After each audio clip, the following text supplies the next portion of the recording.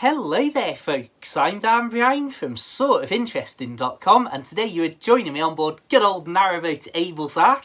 I've just noticed that the chimney is in shot here, so that's what that is. You can see how close to the fire I am stood and how warm I am getting from it. Anyway, today's video is really the celebration of the start of proper winter on my first winter on board Abel's Ark since coming back to narrowboat life.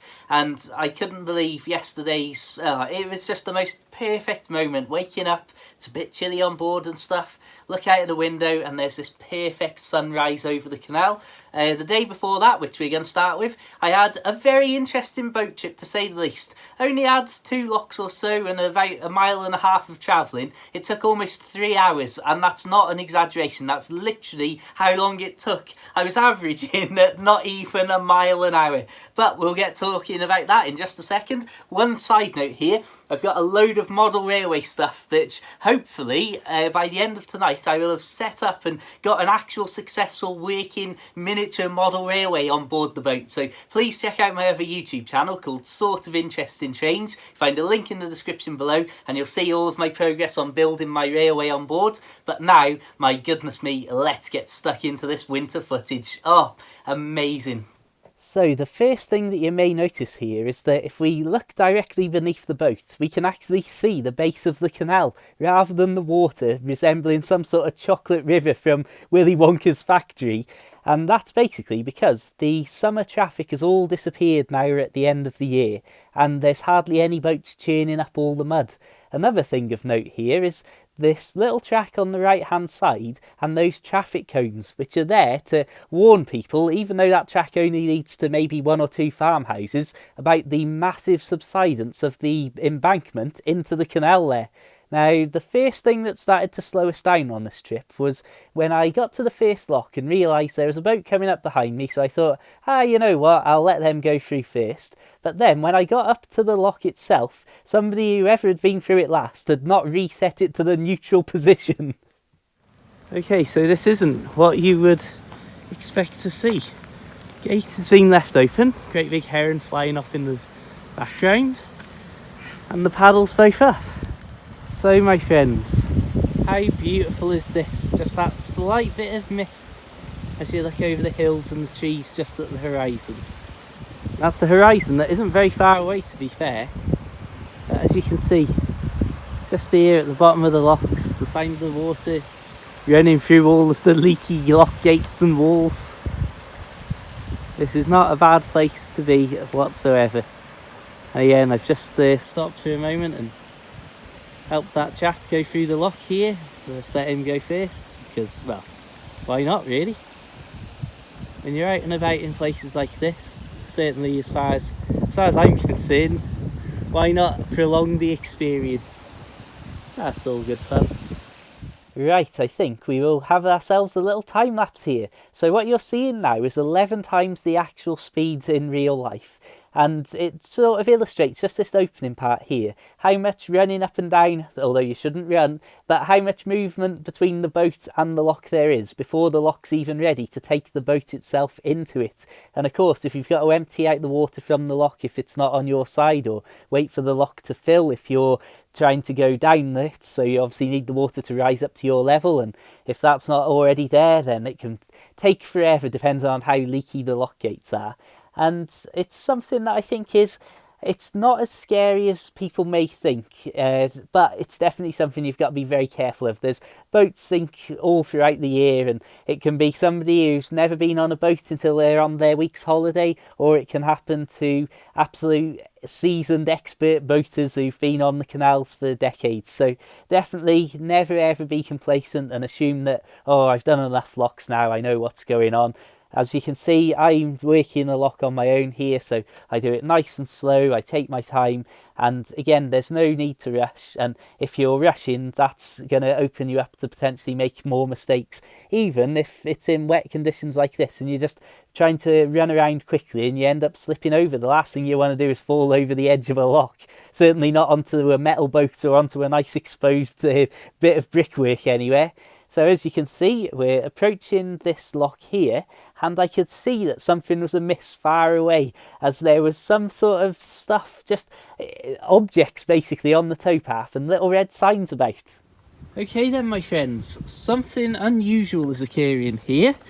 So I've basically just put a very, very loose mooring on here with just a single mooring chain on the centre line there.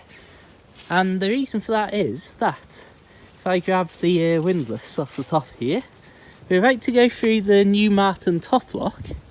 However, as you may be able to see if I zoom in now, there is a new side going in on the edge of the canal. I've got to be honest, it was nice to see some work and maintenance going on the canal here, and especially on this little stretch. As we walk down here, you'll start to see just how wavy the edge of the canal was at the temporary mooring mushrooms for going through the lock here. And of course I had to moor all of this distance away because I couldn't moor up on this unfinished siding. You can see the gap between the old siding and the new siding, so it's going to definitely be a nice, very smooth surface to moor up against. But here you can see just how anchored into the concrete the little mooring mushrooms are, so it would take an awful lot of force for your boat to pull one of those out of the ground. But here you can see the inner siding, the old siding, just how wavy it got, and you can imagine how some of these little bits where it's really sticking outwards scraped some boats. Well, it did all sorts of mischief over the years, and I'm quite sure that there were some people with some very, very fancy, very pristine condition boats that didn't like passing through this area very much, and who can blame them, to be honest. So hopefully that's going to be a really nice, simple, calm mooring experience going forwards. And as you can see here, you've got a load of leaves in the entry to the lock, just where there's not really much flow of water. Again, that's a good sign that the gates aren't leaking too much on this lock if the leaves are able to sit in some still water.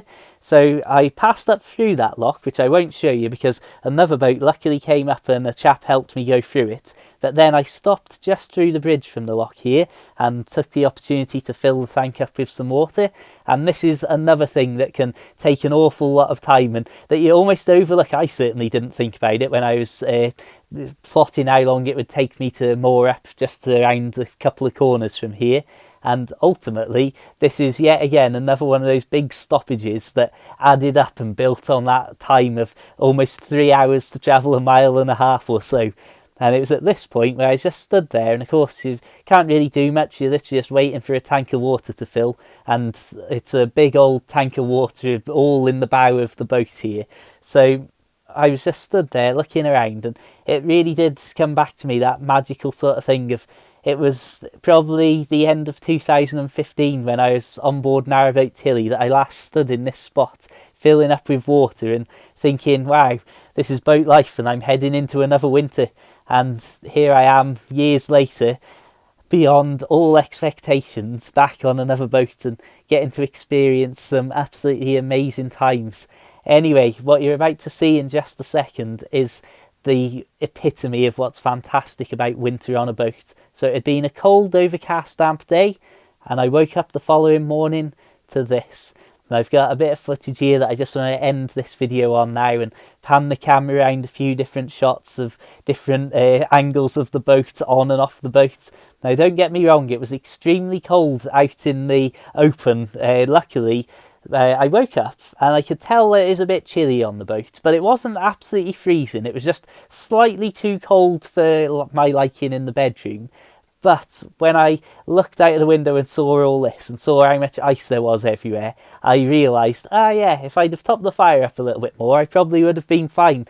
When I looked on the thermometer in the living room area, which is where the fire is, it was 16 degrees in there, so it wasn't too cold. Like you say, it wasn't as if I was absolutely freezing and that the cold had woken me up or anything. Just look at this. I just absolutely love the mist mingling in with the trees and the hedgerows as you look across flat fields like this. There's a couple of places on the canal like this, and I absolutely love it.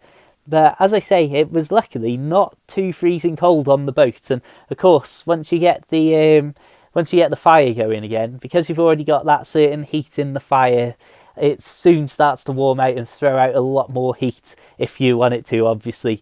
And I would say, let's think, this was probably, I'm thinking of a few moments from life on Abel's Ark since moving back onto a narrowboat earlier this year, and I think that this morning has definitely got to be the best moment of boat life so far. Certainly the best moment of boat life since my return to boat life. And I think when you look at shots like this, I honestly, I just don't know what to say. It's so peaceful and quiet there when you're there in real life as well, and it's that almost makes it so overwhelming in some respects, that you're looking at this but there's nothing sort of distracting you from it. And as I say, I mean, just look at that, the different layers of trees as they get further and further that are concealed by thicker layers of mist. It's just such a, I mean, I hate to use terms like magical or things like that, but it's so stereotypically beautifully narrowboaty and proper oldie worldy, waking up on a boat in the middle of nowhere. There's nothing around apart from a few boats with smoky chimneys, and well, you're looking at scenery like this. As I say, I quite like boat life, and perhaps that comes across in these videos from time to time. But in all seriousness, my friends, I hope you've enjoyed this video. I hope you've enjoyed this look at what a proper beautiful winter's morning on the canals can be like. Sure, it can certainly get cold if your fire goes out, and I certainly would have put more coal on the fire had I have known or expected that it was going to be just as cold as it was the following morning. But ultimately, no harm done, everything's all good, and it was an absolutely beautiful experience that, to be honest, really just, it just showed me everything that I needed to know about whether or not I should stick on this boat for a long time to come. What a fantastic morning, what a fantastic day in general.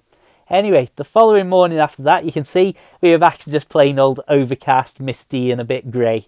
So at this point, I'm going to wrap this video up and say an absolutely huge thank you to everybody for tuning in and for tuning into my recent videos. I know there's been a lot of them, but as I say, I'm getting my next book ready for publishing at the end of the year. I hope you'll enjoy that. Please do consider checking out my other short books about boat life. Kindle and paperback versions available at narrowboatbooks.com, or search Amazon for The Narrowboat Lad.